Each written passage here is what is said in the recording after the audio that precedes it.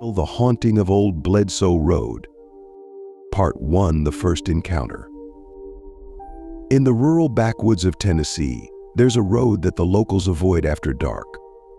Old Bledsoe Road winds through dense forests and past crumbling, forgotten homesteads, the kind of places that seem to exude an eerie silence even in broad daylight. The road itself is little more than a dirt path, often washed out by rain and littered with the detritus of forgotten history. To most, it's just a shortcut, a quicker way to get to the next town over. But to those who know its history, it's a place of unspeakable terror. The story of Old Bledsoe Road begins in the late 1800s when a small community of settlers attempted to make a life for themselves in the remote wilderness.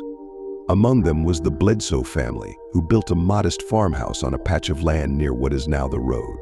Life was hard, but they were determined to make it work. However, strange occurrences soon began to plague the family. It started with small things: tools going missing, livestock disappearing, or being found dead under mysterious circumstances. At first, the Bledsoes attributed these incidents to wild animals or mischievous neighbors. But then, the noises began.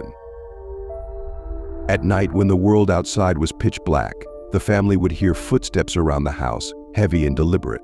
Sometimes they would hear scratching at the windows or the sound of something dragging along the walls. They never saw anyone or anything, but the sounds were unmistakable. One night, the youngest daughter, Emily, woke up screaming, claiming that a shadow man had been standing at the foot of her bed. She described him as tall, with long arms that nearly touched the floor, and eyes that glowed a sickly yellow in the darkness. Her parents tried to console her, chalking it up to a nightmare, but the fear in her eyes told a different story. And as the nights went on, Emily's screams became a regular occurrence. The family's fear reached a breaking point when one evening, as the sun dipped below the horizon, the father, John Bledsoe, decided to confront whatever it was that haunted them. Armed with his rifle, he sat on the porch, waiting for the noises to start. As the hours passed and the night grew colder, he heard a low, guttural growl, unlike anything he had ever heard before. The sound seemed to come from all around him, echoing off the trees in the house.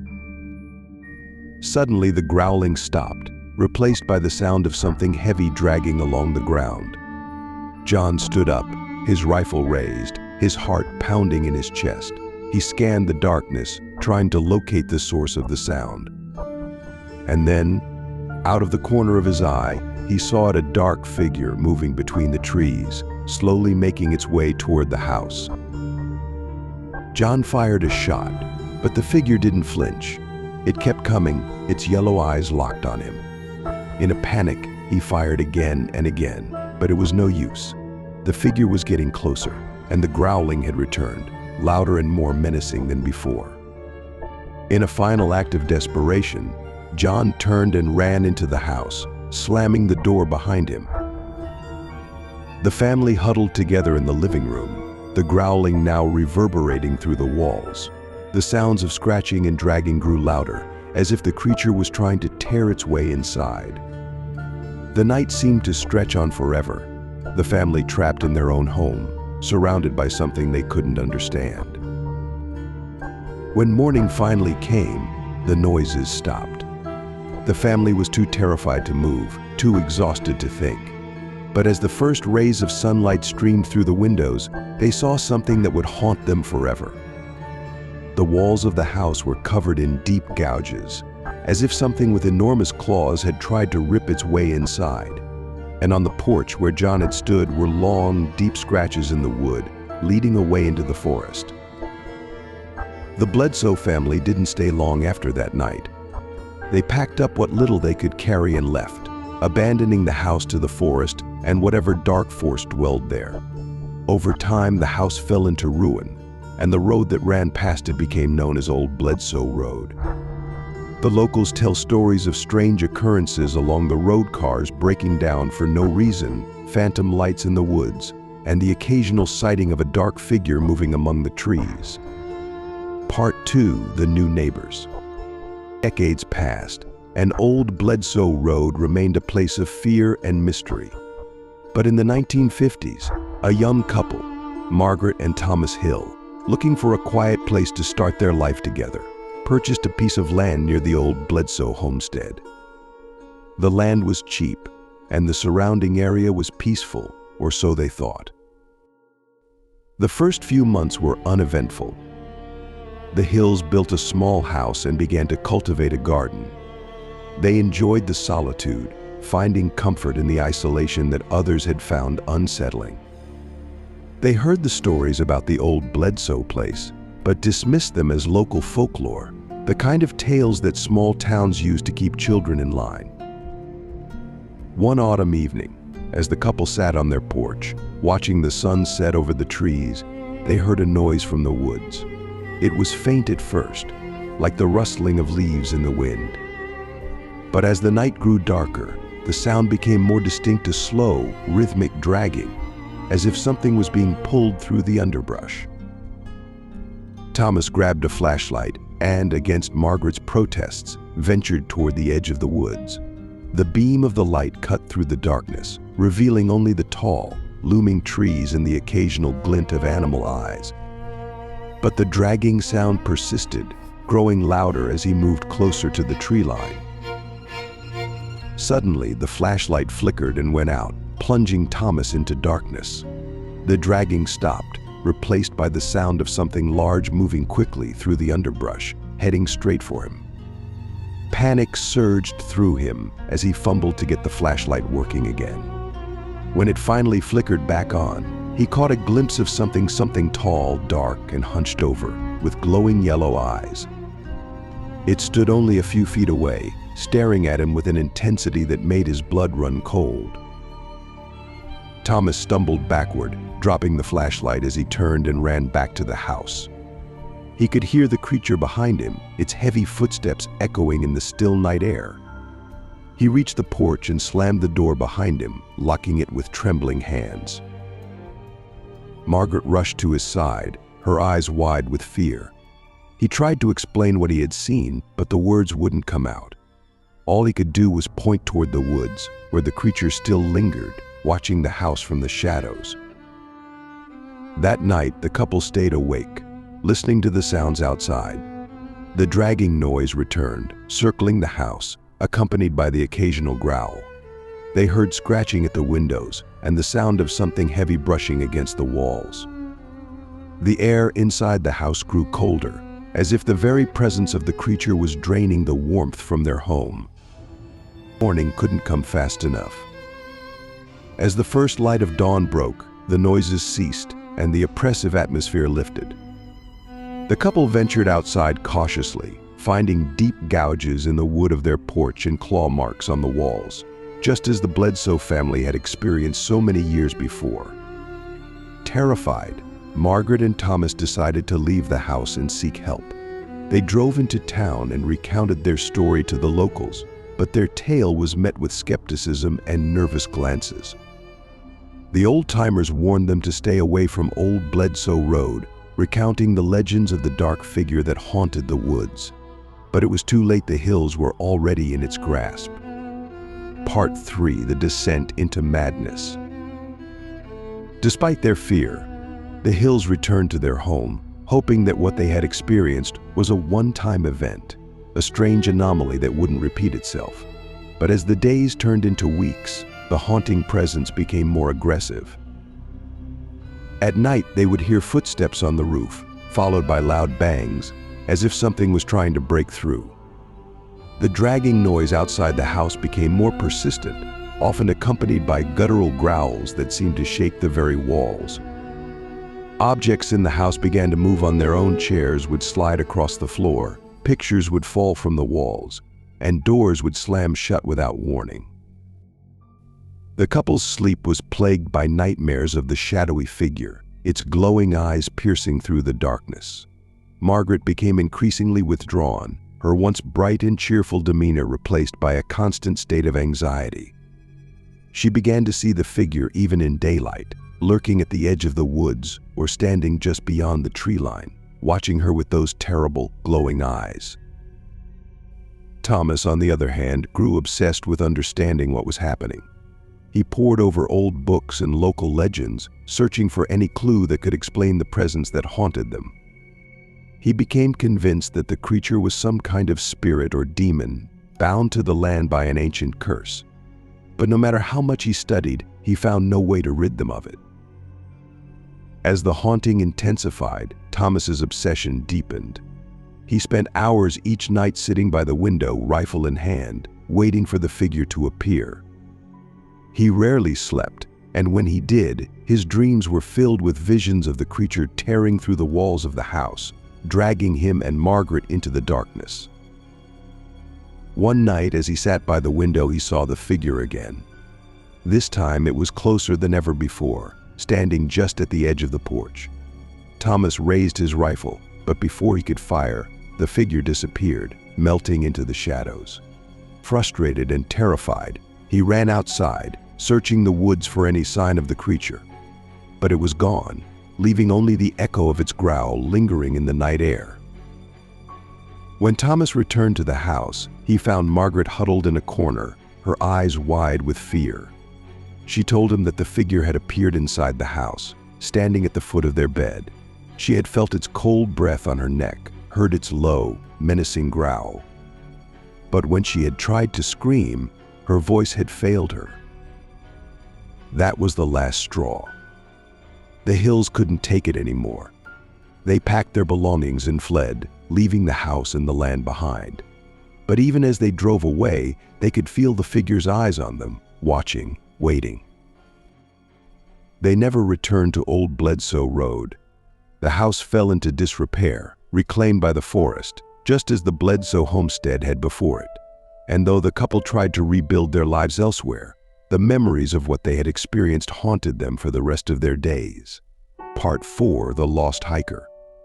Years passed, and Old Bledsoe Road became a place of legend, known only to those who dared to seek it out. One such person was a young man named James, an amateur paranormal investigator with a taste for adventure and a love of exploring haunted places. He had heard the stories of Old Bledsoe Road and the dark figure that haunted it, and he was determined to see it for himself. Armed with a camera, a flashlight, and a notebook, James set out one late afternoon, determined to document any paranormal activity he might encounter. The road was as foreboding as he had imagined, the trees towering above him like silent sentinels, their branches creating a canopy that blocked out the sun. As he walked, the light began to fade, and the shadows grew longer. The air grew colder, and an unnatural silence fell over the woods. James felt a chill run down his spine, but he pressed on, his excitement outweighing his fear. He reached the Old Bledsoe homestead just as the last rays of sunlight disappeared behind the trees. The house was a ruin, its walls crumbling, the roof partially caved in. But despite its dilapidated state, James felt an overwhelming sense of dread as he approached. The air seemed to grow heavier, and the silence was deafening. James took out his camera and began to take pictures, documenting the eerie atmosphere. As he did, he heard a noise, a low, guttural growl, coming from the woods behind him. He froze, the hair on the back of his neck standing on end. Slowly, he turned around, his flashlight cutting through the darkness. At first, he saw nothing. The woods were still, the only sound the rustling of leaves in the breeze. But then, just at the edge of the light, he saw them, two glowing yellow eyes, watching him from the shadows. James's heart raced as he fumbled with his camera, trying to capture the figure on film. But before he could get a clear shot, the eyes disappeared, melting into the darkness. The growl returned, louder and more menacing than before, and James knew that he was not alone. He backed away slowly, his flashlight flickering as the figure moved closer. He could hear its footsteps now, heavy and deliberate, crunching on the leaves and twigs. The growl grew louder, echoing through the trees, as if there were more than one creature stalking him. Panic set in, and James turned and ran, his flashlight bobbing wildly as he sprinted down the road. He could hear the creatures behind him, their growls reverberating through the woods. He didn't dare look back, knowing that to do so would mean seeing the horrors that pursued him. He ran for what felt like hours, his breath coming in ragged gasps, his heart pounding in his chest. The road seemed to stretch on forever, the darkness closing in around him. But just as he thought he couldn't run any further, he saw the lights of his car in the distance, parked at the end of the road. With one final burst of energy, James sprinted toward the car, throwing himself inside and slamming the door behind him. He locked the doors, his hands shaking as he started the engine. The headlights cut through the darkness, revealing nothing but the empty road ahead. But as he drove away, he caught a glimpse of something in the rearview mirror, two glowing yellow eyes watching him from the side of the road. The figure was still there, still watching, still watching, still watching. James never returned to Old Bledsoe Road. He shared his story with other paranormal investigators, but few believed him. The photos he had taken were blurry and inconclusive, and the video footage was filled with static and interference. But James knew what he had seen, and he knew that the figure would always be there, haunting the woods, waiting for its next victim. Part 5: The Vanishing Children. Despite the warnings and the countless tales of terror, Old Bledsoe Road continued to draw the curious and the foolhardy. Among them were a group of teenagers, eager for a thrill and dismissive of the old stories. They had heard about the road from a friend, and on a dare they decided to explore it on a moonless night in October. There were 4 of them: Mike, Sarah, Jason, and Emily, each more eager than the last to prove that they weren't afraid. They piled into Mike's car and drove out to the road, laughing and joking as they recounted the stories they had heard. None of them believed in ghosts or curses. To them, it was just another spooky adventure. The road was even darker than they had imagined, the trees on either side casting long shadows that seemed to move and shift in the dim light of the car's headlights. The laughter died down as they drove deeper into the woods, the weight of the night pressing in on them. Mike, who was driving, tried to lighten the mood by telling a ghost story, but the tension in the car was palpable. The deeper they went, the more oppressive the atmosphere became, as if the very air was charged with something malevolent. They reached the Old Bledsoe homestead, and Mike parked the car. The house was barely visible in the darkness, its silhouette a jagged outline against the night sky. The group sat in the car for a moment, each of them feeling a growing sense of unease. "Come on," Mike said, trying to sound brave. "Let's check it out." They got out of the car, their footsteps crunching on the gravel as they approached the house. Sarah took out her phone and turned on the flashlight, casting an eerie glow on the decaying structure. The others followed suit, their lights revealing the rotting wood and broken windows. They walked around the house, peering into the darkened windows and joking about what might be inside. But as they reached the back of the house, they heard something, a low, guttural growl, coming from the woods. The group froze, the light from their phones trembling as they scanned the darkness. The growl came again, louder this time, and they could see movement in the trees, shadows shifting and merging, forming shapes that seemed almost human. "Let's get out of here," Emily whispered, her voice shaking. But before they could move, the growling intensified, and the shadows began to advance. The teenagers backed away, their hearts pounding as they realized that something was very wrong. The shadows seemed to come alive, taking on forms that were both human and monstrous, with glowing yellow eyes that pierced through the darkness. Panic set in, and the group turned and ran back to the car. But as they reached it, they realized that Jason was missing. They called out for him, their voices echoing through the night, but there was no response. The growling grew louder, and the shadows closed in around them, forcing them back toward the house. Mike fumbled with his keys, trying to unlock the car, but his hands were shaking too much. Sarah and Emily screamed for Jason, but there was no sign of him. And then, just as Mike managed to unlock the door, they heard a blood-curdling scream, coming from deep within the woods. Without a second thought, they jumped into the car and sped away, leaving Jason behind. The growling and the shadows followed them for a time, but eventually the darkness swallowed them up, and the road stretched out ahead, empty and silent once more. They returned to town, frantic and terrified, but no one believed their story. The police searched the area but found no trace of Jason. The old-timers shook their heads and warned them never to go near old Bledsoe Road again. And though they tried to move on with their lives, the memory of that night haunted them, a constant reminder of the darkness that lurked in the woods. Part 6: The Return of the Past. Years later, Sarah, now an adult and a mother herself, couldn't shake the memories of that fateful night on old Bledsoe Road. The guilt of leaving Jason behind had gnawed at her for years, and the nightmares of the shadowy figures with glowing yellow eyes continued to haunt her. Determined to find closure, she decided to return to the road and confront her fears. She told no one of her plans, not wanting to alarm her family. Armed with a camera and a flashlight, she drove out to the road, just as she had done all those years ago. The familiar sense of dread returned as she approached the old Bledsoe homestead, now even more dilapidated than before. The house loomed in the darkness, a silent reminder of the horrors that had taken place there. Sarah parked her car and took a deep breath before stepping out, her flashlight cutting through the darkness as she approached the house. The air was thick with tension, and every rustle of leaves or snap of a twig made her jump. But she pressed on, determined to find answers. She circled the house, her flashlight revealing the same rotting wood and broken windows. But this time she wasn't alone.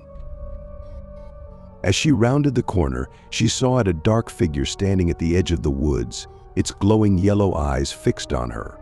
Her heart raced as she realized that the shadowy figure had returned, just as menacing as before. But instead of running, Sarah stood her ground. She raised her camera, snapping a picture of the figure as it began to move toward her.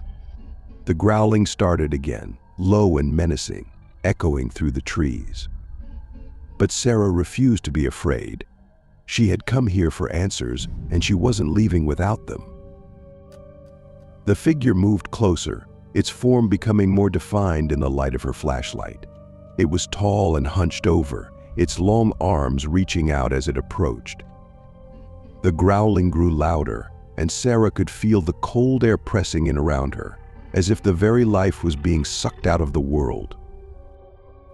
But just as the figure was about to reach her, something strange happened.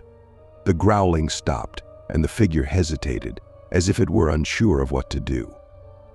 Sarah took a step forward, her heart pounding, and in that moment, she saw something in the figure's eyes, a flicker of recognition, a glimmer of humanity. And then, just as quickly as it had appeared, the figure vanished, melting into the shadows. The growling stopped, and the oppressive atmosphere lifted, leaving Sarah standing alone in the dark, her heart still racing. She never found out what happened to Jason, or what the shadowy figure truly was. But as she drove away from old Bledsoe Road for the last time, she felt a sense of closure. The nightmares would never fully go away, and the memories of that night would always haunt her. But she had faced her fears and survived, and that was enough. Epilogue. The legend of old Bledsoe Road continues to this day. The road remains a place of fear and mystery, a dark and foreboding path that few dared to tread. The shadowy figure with glowing yellow eyes is said to still haunt the woods, waiting for its next victim, while the old Bledsoe homestead slowly crumbles into the earth, a silent witness to the horrors that took place there. But for those who survived, the road is more than just a legend. It's a reminder of the darkness that lurks in the world, a darkness that can never truly be understood or explained. And though they may never find the answers they seek, they know one thing for certain: some places are better left alone.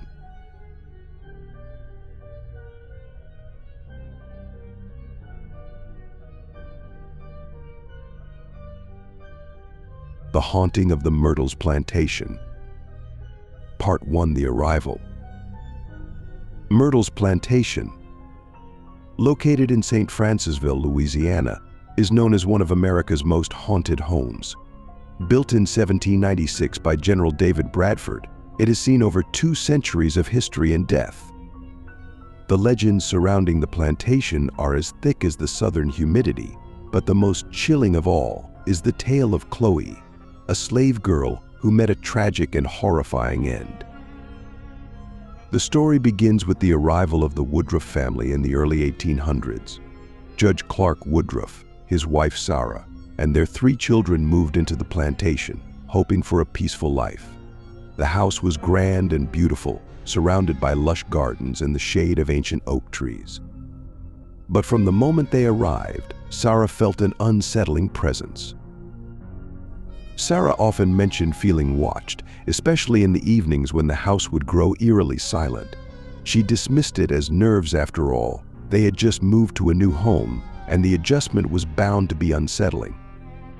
But as time went on, the feeling grew stronger, and she began to notice strange occurrences. Objects would move on their own, doors would creak open in the dead of night, and whispers echoed through the halls, though no one was there. The servants, many of whom were local slaves, were also unnerved. They spoke of seeing shadowy figures out of the corner of their eyes and hearing footsteps when no one was around. The plantation, it seemed, was not as empty as it appeared. Chloe, a young slave girl, was one of the Woodruff's housemaids. She had been working at the plantation for a few years and had caught the eye of Judge Woodruff. She was often in the house, tending to the children and assisting Sarah with household duties. But Chloe had a secret one that would lead to her untimely death and the beginning of the Myrtles haunting. Part 2: The Forbidden Affair. As time went on, Judge Woodruff's interest in Chloe grew. He would often call her to his study, where they would spend long hours together. This attention, however, was unwanted. Chloe knew the dangers of becoming involved with her master. She had seen other girls suffer for it. But Judge Woodruff was persistent, and soon Chloe found herself trapped in an affair she could not escape. Fearful of losing her position or worse, her life, Chloe began eavesdropping on the Woodruffs, hoping to gain information she could use as leverage. One evening, while listening at the door of the judge's study, she was caught. In a fit of rage, Judge Woodruff ordered her to be punished. Chloe's ear was severed as a brutal reminder of her transgression, and she was forced to wear a green turban to cover the wound. The humiliation and pain turned Chloe's fear into anger. She began plotting revenge against the family, particularly against Sarah, whom she saw as the source of her suffering. The tension in the house grew palpable as Chloe's presence became increasingly malevolent. The other slaves noticed the change in her and began to avoid her, sensing that something terrible was about to happen. Part 3: The Poisoned Cake. Chloe's opportunity for revenge came when she was tasked with baking a birthday cake for the Woodruff children. She knew this was her chance to strike back. Chloe had heard of a plant that could be used to create a deadly poison, and she gathered the ingredients in secret. As she baked the cake, she mixed the poison into the batter, ensuring that every bite would bring the Woodruffs closer to death.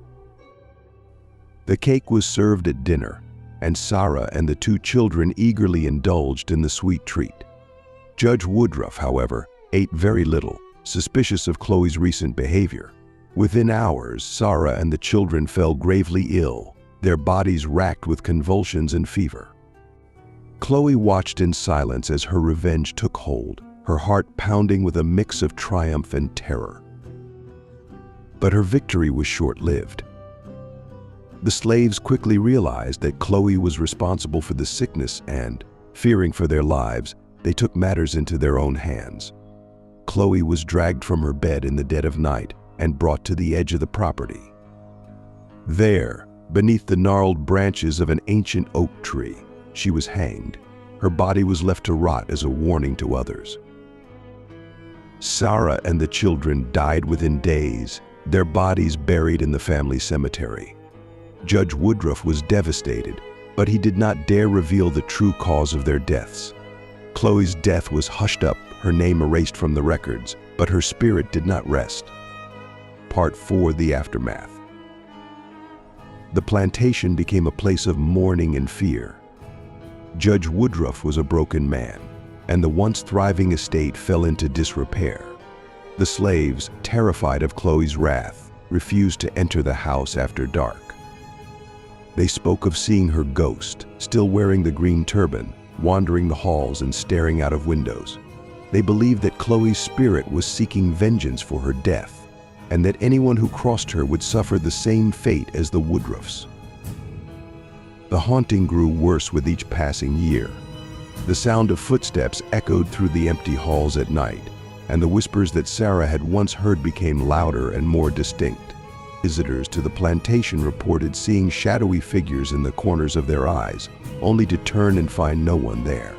The air inside the house grew cold, even in the heat of summer, and the smell of decay lingered in the rooms where Sarah and her children had died. Judge Woodruff eventually abandoned the plantation, unable to bear the weight of his guilt and the haunting that plagued him. The house stood empty for years, slowly succumbing to the elements, but the stories of the haunting never stopped. Locals avoided the plantation, and those who dared to venture near it reported feeling an overwhelming sense of dread. Part 5: The New Owners. In the late 1800s, the Myrtles plantation was purchased by the Sterling family. William Winter, a lawyer, and his wife, Sarah, moved into the house with their children, unaware of the dark history that surrounded it. They were drawn to the plantation's beauty and the charm of the old Southern architecture, but they soon discovered that something was very wrong. From the moment they moved in, the Sterling family experienced strange occurrences. Doors would slam shut on their own, and the sound of children crying echoed through the halls. The Winters dismissed these events as the creaks and groans of an old house, but they couldn't ignore the cold spots that would suddenly appear, even in the warmest rooms. The ghost of Chloe was seen by multiple family members, always wearing the green turban that had covered her disfigurement. She appeared most often in the children's rooms, watching them as they slept. The Winters' children often complained of nightmares and would wake up screaming, convinced that someone was in the room with them. As the years went by, the haunting became more violent. Objects were thrown across rooms, and the smell of burning candles filled the house, even when none were lit. The Winters began to fear for their lives, but they could not afford to leave the plantation. Part 6: The Death of William Winter. The climax of the haunting came on a cold January evening in 1871. William Winter was in the study, working by the light of a single candle, when he heard a knock at the front door. He answered it, but found no one there. As he turned to go back inside, he felt a sudden, sharp pain in his chest. Looking down, he saw blood spreading across his shirt. He had been shot. William stumbled back into the house, calling for his wife. He managed to reach the stairs, but collapsed after climbing only a few steps. His wife found him moments later, his life slipping away as he gasped for breath. Before he died, William whispered one word: Chloe. The exact circumstances of William's death remain a mystery. Some say it was an act of revenge by Chloe's ghost, while others believe it was a man seeking justice for the deaths of the Woodruffs. But whatever the cause, William Winter's death marked the beginning of a new chapter in the Myrtles' haunted history. Part 7: The Unseen Forces. After William Winter's death, the haunting grew even more intense. The Sterling family was plagued by unseen forces that seemed determined to drive them from the house. Doors would open and close on their own, and the sound of footsteps echoed through the empty halls at night. The children refused to sleep in their rooms, terrified of the ghostly figures that would appear at the foot of their beds. One night, Sarah Sterling was awakened by the sound of someone whispering her name. She sat up in bed, her heart pounding, and saw the shadowy figure of a woman standing at the foot of the bed.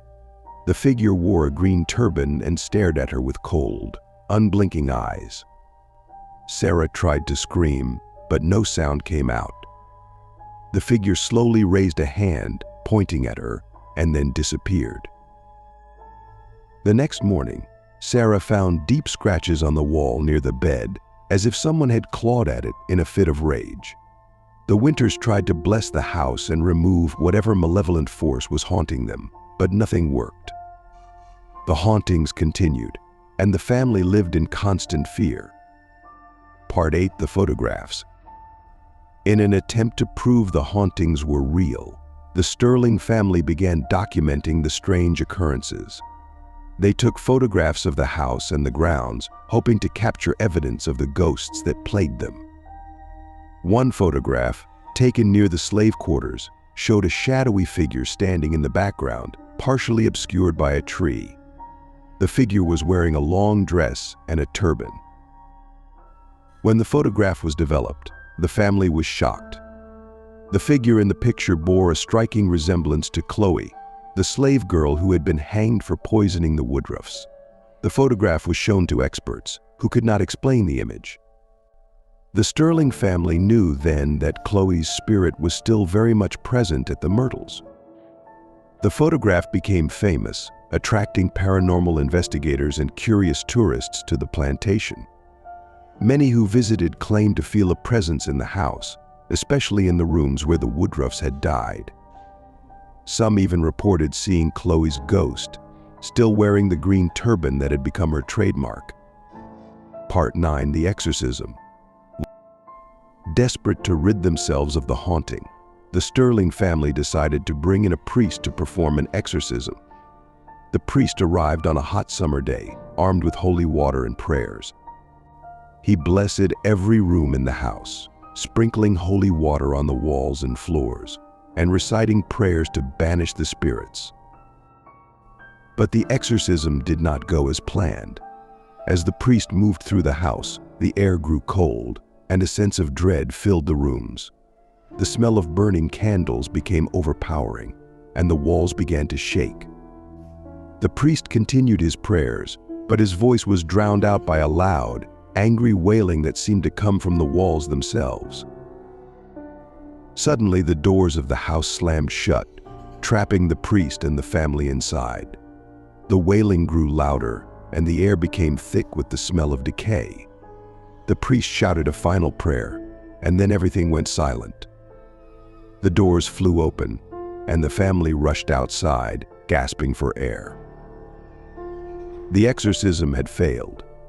The priest advised the family to leave the plantation, warning them that the spirits in the house were too powerful to be banished. The Sterlings, terrified and exhausted, took his advice and moved out of the Myrtles plantation for good. Part 10: The Legacy of the Myrtles Plantation. The Myrtles plantation remains one of the most haunted places in America. After the Sterling family left, the house passed through several owners, each reporting their own encounters with the paranormal.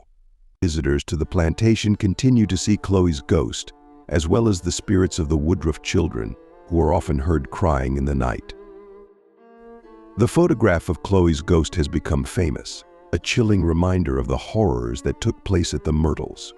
Paranormal investigators and ghost hunters flock to the plantation, hoping to catch a glimpse of the spirits that still reside there.